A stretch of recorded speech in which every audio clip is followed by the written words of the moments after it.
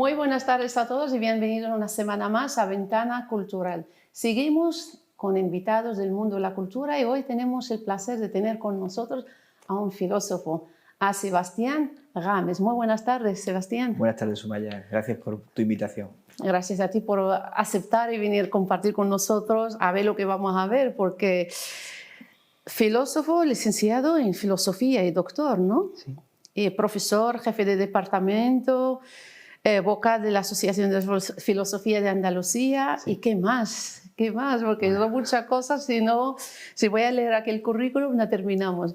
Bueno, cuéntanos, que profesor de filosofía. Sí, escribo también en distintos medios de comunicación, como la revista Descubrir el Arte, una revista nacional, en Café Montaigne, revista de pensamiento y de artes también, de filosofía y literatura. Colaboro con cierta frecuencia con el Diario Sur. Sí. También colaboro con otros medios como Revista de Occidente, con el Museo Andaluz de la Educación. Sí, lo vamos a ampliar un poquito más adelante. Y yo quería preguntarte, Sebastián, de esto que como filósofo has participado en más de 30 congresos, tanto nacionales como internacionales, ¿verdad? Algunas conferencias que se han dado aquí en nuestro municipio. Una de ellas es Jornadas de Ibn Gabirol, ¿no? Sí. Ibn Gabirol. Cuéntanos aquí lo que hiciste, hablar de la biografía, ¿no? Un resumen. Ben Gabirol es un personaje lamentablemente no muy conocido en Málaga, a pesar de que, por ejemplo, en Tel Aviv, una de las avenidas principales lleva su nombre. Fue una persona nacida en Málaga, aunque accidentalmente. Su familia provenía de Córdoba, pero en una época convulsa huyeron de Córdoba y se refugiaron en Málaga, y por eso Ben Gabirol nació aquí. Es uno de los filósofos judíos más importantes de la Edad Media en España y en Europa. Era un filósofo, quizás uno de los primeros tratados de metafísica lo escribió él, uno de los primeros tratados de metafísica aquí en España, en la península, digamos, y al mismo tiempo era poeta. Es una figura reconocida internacionalmente, que ha dejado huella en pensadores como Giordano Bruno, Spinoza, o en Riverson, que fue el premio Nobel de Literatura, si no recuerdo mal, en 1927. Y sin embargo, en Málaga y en Andalucía y en España, pues no resulta muy conocido. Entonces, con motivo del milenario, una serie de compañeros que habíamos estado haciendo una labor de divulgación por institutos de Málaga, contratados por el Ayuntamiento de Málaga, pues estuvimos invitados por el Ayuntamiento de Alaurín de la Torre, en la Biblioteca Antonio Garrido Moraga, y estuvimos cada uno abordando diferentes perspectivas de Ben Gabirol. Ahí lo que se dio es lo que he dicho yo al principio, un repaso de su biografía, porque por desgracia no está tan conocido, ¿no? Hay que profundizar en este tema, ¿no? Porque para acercarlo más a... No podemos valorar adecuadamente cualquier fenómeno si no lo conocemos. Entonces, conocerlo es el primer paso para valorarlo adecuadamente. Entonces, ¿cómo vamos a reivindicar nuestro patrimonio si no lo conocemos? Y se trata de un pensador que, curiosamente, a pesar de que en Málaga solo estuvo 7 años, firmaba Ben Gabirol el malaquí, ¿no? el malagueño. Sí, la figura de él existe, pero no sabemos mucho de él. Sobre la biografía, escribieron un profesor que yo tuve en la universidad, Juan Fernando Ortega Muñoz. Hay algunos estudios previos y estudios posteriores de una profesora de la Universidad de Granada que es traductora de él, pero no se sabe mucho sobre la biografía. No obstante, yo suelo decir que lo más importante no es la biografía, sino la obra. La biografía nos sirve para comprender un poquito mejor por qué pensó lo que pensó, pero lo más importante es la obra y, sobre todo, hasta qué punto, como sucede con los clásicos, son capaces sus pensamientos de seguir interpelándonos actualmente, de tal manera que no han perdido vigencia, ¿no? Entonces hay reflexiones de él sobre la amistad, sobre el amor, y sobre otras cuestiones que yo me atrevería a decir que son imperecederas y universales, porque por distintas razones no fue una persona muy afortunada, se quedó solo, sin sus padres, siendo muy joven, tenía una enfermedad en la piel, era una persona no muy agraciada físicamente y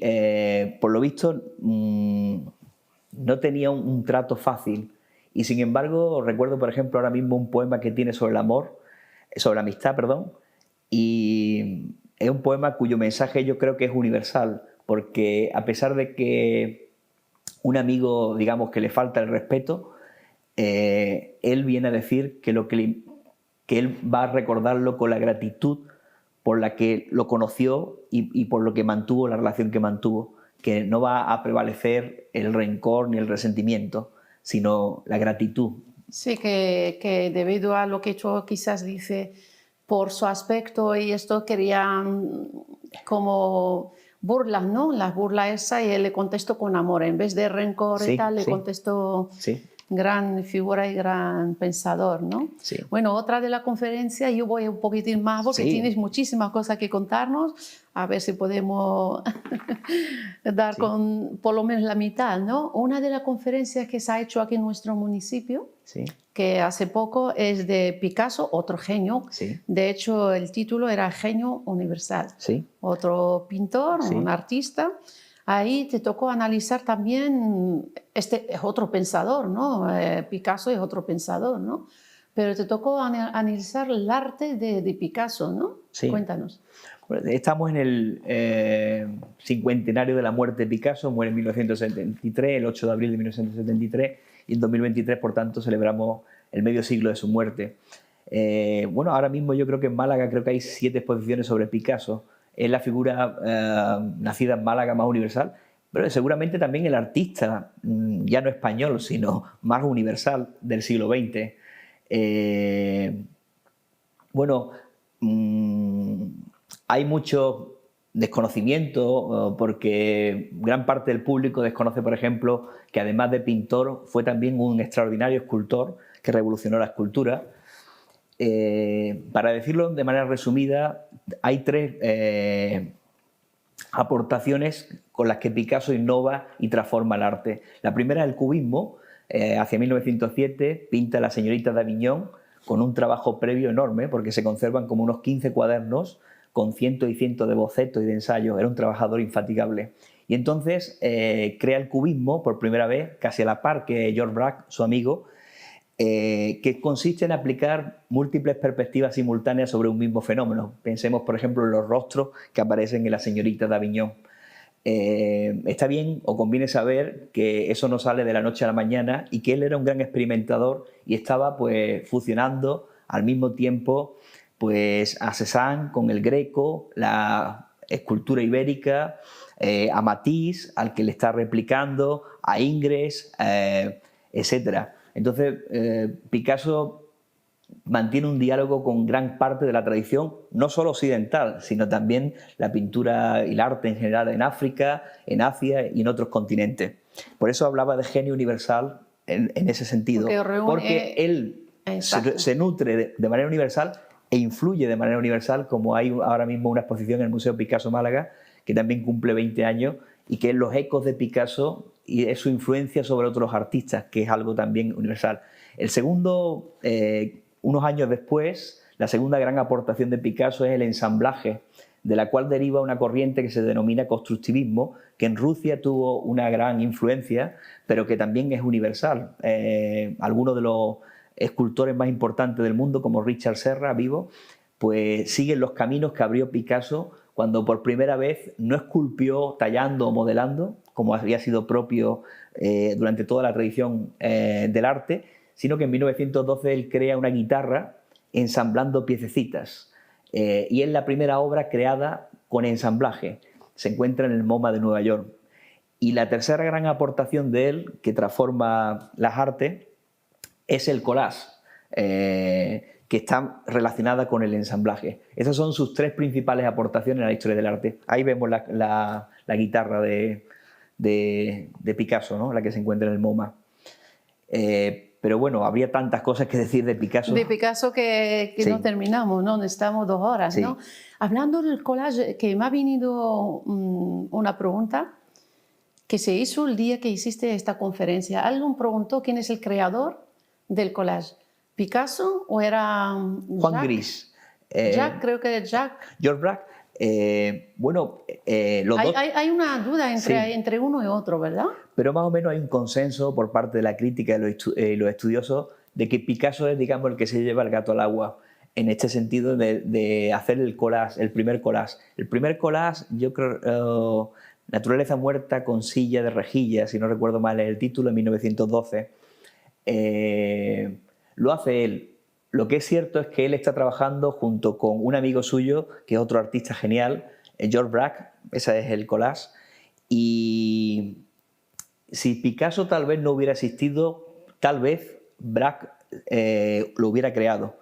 Pero de lo que tenemos noticia es de que Picasso se anticipa y lo hace por primera vez. Este fenómeno, ¿no? Sí. Bueno, por cierto, ha sido hace poco comisario, bueno, hace un año así, comisario Sí, de sí.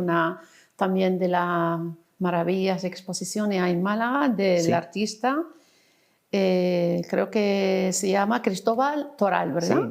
Sí. También es me alegro mucho porque creo que se lo merecía sobradamente. Cristóbal Toral ya había expuesto por toda Latinoamérica, tiene obras en el Pompidou de París, obras en el Museo de Arte Moderno de Bruselas y en el Reina Sofía y en muchos otros lugares. Y no había expuesto, paradójicamente, en Málaga, que es la provincia donde él había nacido. Sí había expuesto, en cambio, en Antequera, la ciudad donde se ha criado y donde muy joven la abandonó emprendiendo una carrera meteórica que merecería una película, porque es una historia de superación extraordinaria. Ya que él nació en una choza donde no tenían ni sillas, celebraron el día que apareció una silla, la madre lo abandonó, y sin embargo él, por medio de los estudios en los que obtuvo unos resultados realmente asombrosos, pues pudo dedicarse a su vocación, a la pintura, y ha vivido de la pintura, que yo creo que es lo más importante. El éxito yo creo que es sobre todo poder haber vivido de lo que uno ama. Y bueno, ahora tiene 83 años y sigue pintando, porque ahora recientemente tiene una exposición en Miami y está preparándola. Otra persona universal también, ¿no? Sí, es una figura... Un malagueño, un andaluz. Un andaluz, un malagueño, e hijo predilecto de Málaga, si no recuerdo mal, y de Andalucía también, aunque vive en Madrid. Pero él se siente muy andaluz, muy antequerano, muy malagueño. Bueno, ahora sí que me gustaría hablar de estos libros tuyos, Sí. que tengo aquí uno. Aquí tengo uno tuyo. Meditaciones de Ronda. Cuéntanos. Es un libro de poesía. Yo no lo he visto, acaba de tenerlo en la mano, pues da pinta eso de poesía, eso es un poemario, ¿no? Es un poemario que escribo con motivo de la muerte de mi padre. Está compuesto de 5 partes, algunas de ellas están dedicadas a los lugares más emblemáticos de Ronda. Mi padre fue el que me llevó por primera vez a Ronda, que es una ciudad que me maravilla, me cautiva, tiene duende. Y entonces hay una parte dedicada al duelo de mi padre, pero también hay una parte dedicada al amor hacia mi pareja. Y hay otras partes dedicadas pues, a artistas que pasaron por Ronda, como Rilke, el poeta, Hemingway, Orson Welles, perdón, y lugares como el Tajo,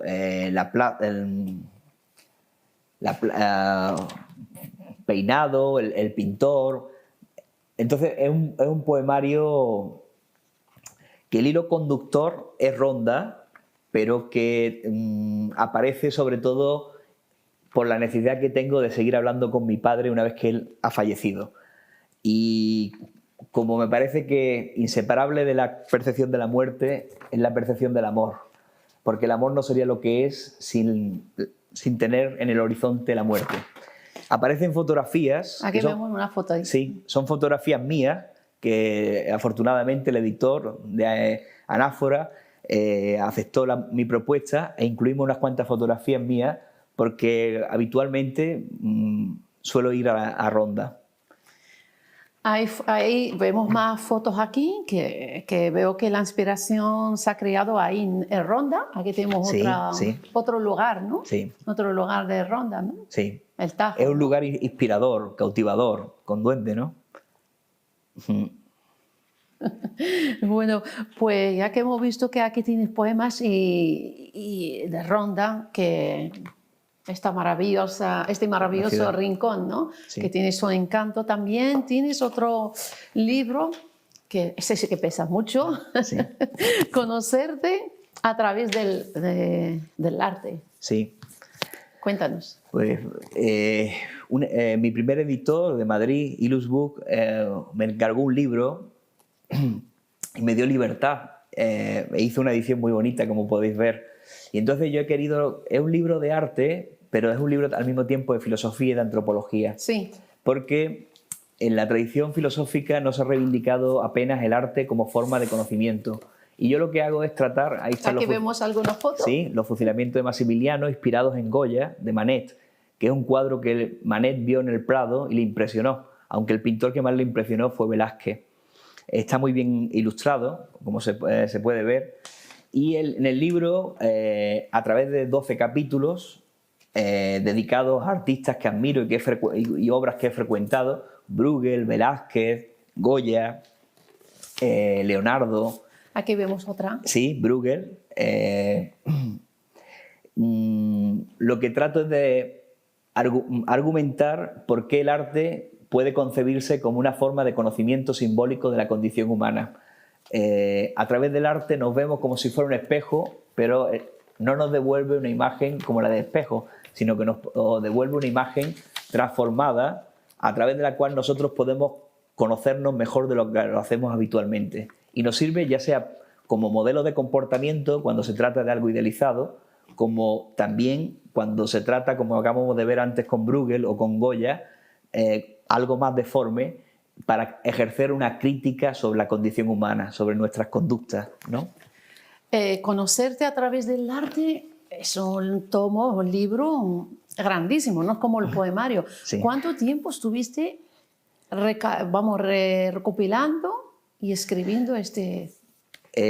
Claro, aquí habría que recordar, hay una anécdota de un pintor inglés que ponía al parecer unas cifras muy altas a sus pinturas, ¿no? Y entonces alguien, para ponerle un precio más moderado, le preguntó, bueno, ¿cuánto tiempo has tardado para tasarlo de manera más o menos razonable? Y le dijo el pintor, toda la vida. Bueno, para llegar a cada momento del presente hace falta toda la vida. Quizás lo hiciera en unos cuantos meses, pero para llegar ahí pues necesité toda mi vida previamente. Bueno, aparte de estos libros, tienes muchísimos artículos, como ha dicho en el principio. Sí. Y si quieres, háblame un poquitín de estos artículos brevemente, porque me gustaría también hablar del MAI, de muchas cositas que tenemos pendientes. Sí. Estos artículos, ¿qué es lo que recoge dentro? Siempre centrado, utilizando el mundo de la filosofía, o sea que como filósofo, Sí. Y analizando todo lo que es arte, educación, etcétera, etcétera, ¿verdad? Varios campos. Sí.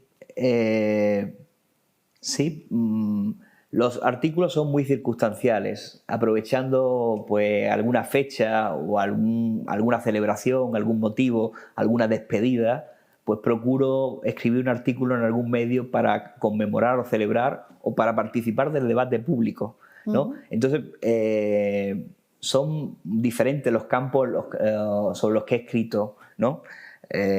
La educación está muy presente, que imagino que hablaremos ahora con respecto al Museo Andaluz de la Educación, pero también pues, aparece la literatura, el arte, política. La política, claro. Bueno, la filosofía se caracteriza por ser muy sistemática e interdisciplinar, por abordar diferentes disciplinas. Y yo procuro participar de ello. La filosofía es una vuelta de tuerca eterna a los conceptos de Platón. Sí, había una frase, Whitehead decía, ¿no?, que toda la historia de la filosofía no eran más que notas a pie de página de los diálogos de Platón, porque en cierto modo los diálogos de Platón está planteado ya casi todo, a lo que de una manera o de otra volvemos, ¿no? Que decir Platón es también decir a Sócrates. El conocimiento se estancaría, se paralizaría si no reconocemos que no sabemos, que eso es la ironía socrática de solo sé que no sé nada. Pero no es la ignorancia, sino el reconocimiento de la ignorancia lo que impulsa a desear saber. Y ahí está la etimología de la palabra filosofía, amor al saber o a la sabiduría. Entonces, si creemos que sabemos, apaga y vámonos. Apaga y vámonos. Si reconocemos que no sabemos, seguiremos la aventura de conocer. Mientras existimos, tenemos que ir aprendiendo y sabiendo, ¿no? Eso es. Colaborador con el MAI. Sí, desde antes museo? Sí, pues tanto con José Antonio Mañas como con Manuel López, afortunadamente los conocí antes de que se inaugurase el edificio y me contaron el proyecto y me pareció muy interesante.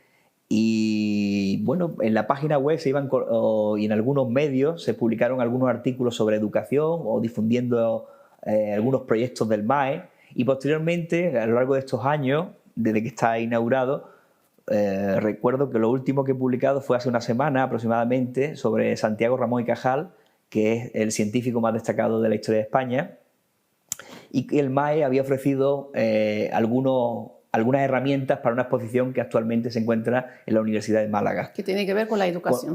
Sí, y con la divulgación de Ramón y Cajal.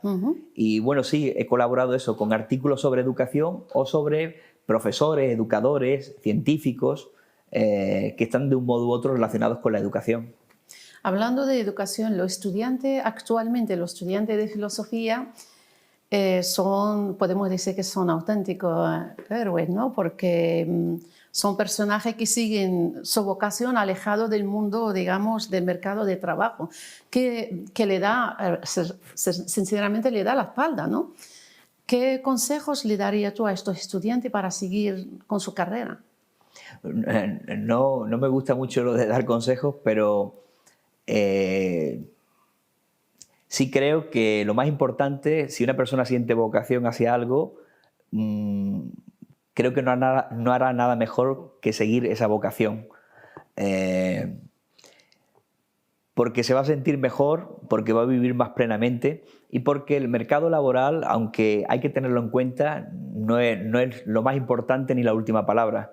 Si uno a lo mejor es de su promoción en filosofía uno de los primeros precisamente por su vocación, pues a lo mejor no tiene tanta demanda como otras carreras, pero no es el 500 o el 600, sino uno de los primeros. Entonces, filosofía es una carrera que generalmente encuentra laboralmente puestos dentro de la educación, pero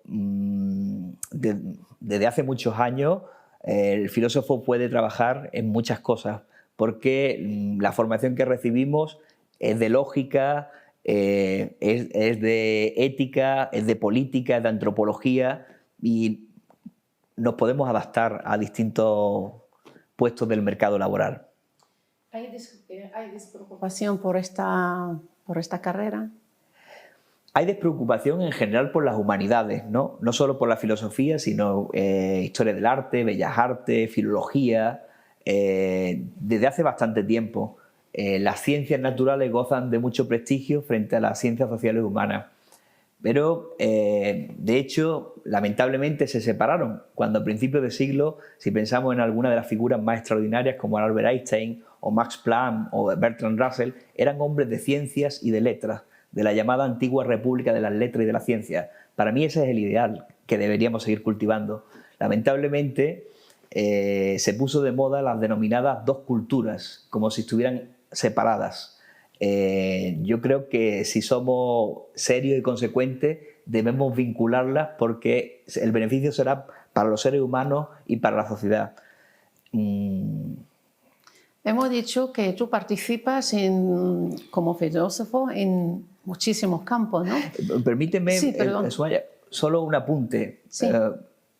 Por ejemplo, hoy día es seguramente bajo el eclipse de las humanidades y en particular, por ejemplo, del conocimiento de la historia, se aplican muchos anacronismos, que son categorías del presente al pasado. Por ejemplo, hemos mencionado a Picasso y hablamos de la moral de Picasso desde nuestra moral, cuando en aquella época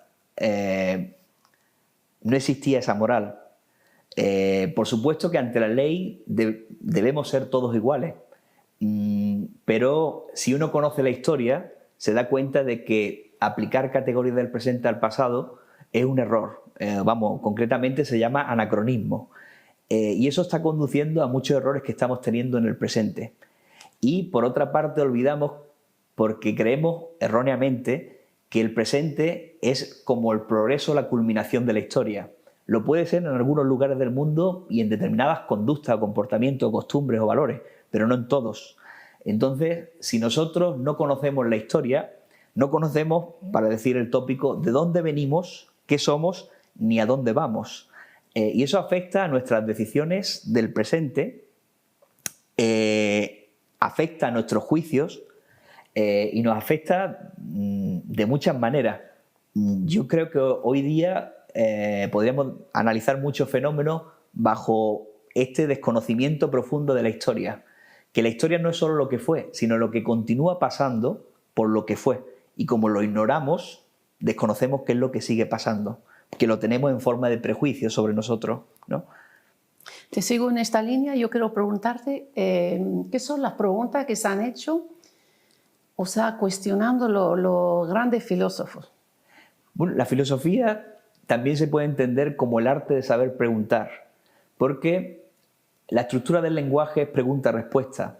La diferencia entre las ciencias y la filosofía quizás sea la madre de la ciencia desde un punto de vista cronológico, va a ir dando lugar a las ciencias, aunque eso llevaría un rato explicarlo, pero para no perder de vista la pregunta, las preguntas de las ciencias naturales son preguntas concretas, mientras que la pregunta de la filosofía no es una pregunta concreta, sino una pregunta más general y cuya función última no es tanto responder como profundizar en la pregunta. Pero la pregunta es fundamental porque el conocimiento depende de las preguntas y preguntar bien es un arte que nos puede llevar a responder adecuadamente tanto en el plano teórico como en el plano práctico. Siempre analizando, ¿no? Sí, siempre analizando. Sí, porque somos seres históricos y recibimos costumbres de manera acrítica, sin haber reflexionado sobre ellas. Y entonces la manera que nosotros tenemos de comprenderla y aceptarla realmente pasa por criticarla para desprendernos de tradiciones que tal vez sean perjudiciales para nosotros y quedarnos con aquellas partes que puedan ser más beneficiosas. Sebastián, nos queda poquito tiempo, pero me gustaría que nos enseñes este libro tuyo, ¿sí? Que es el último, ¿no? Sí. Es tu última obra. Cuéntanos. Esto fue Metamorfosis de Picasso, es un catálogo que me encargó la Galería Benedicto, que lleva, si no recuerdo mal, 38 años haciendo un proyecto muy bonito,